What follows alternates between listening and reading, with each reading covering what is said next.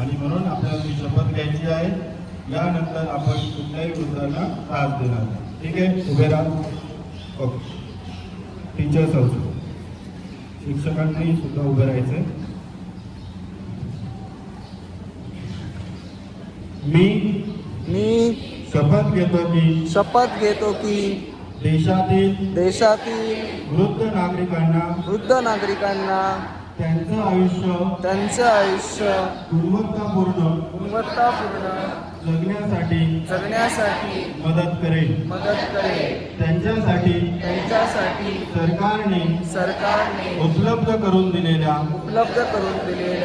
सेवा त्यांच्यापर्यंत पोहोचवण्यासाठी मदत करेल.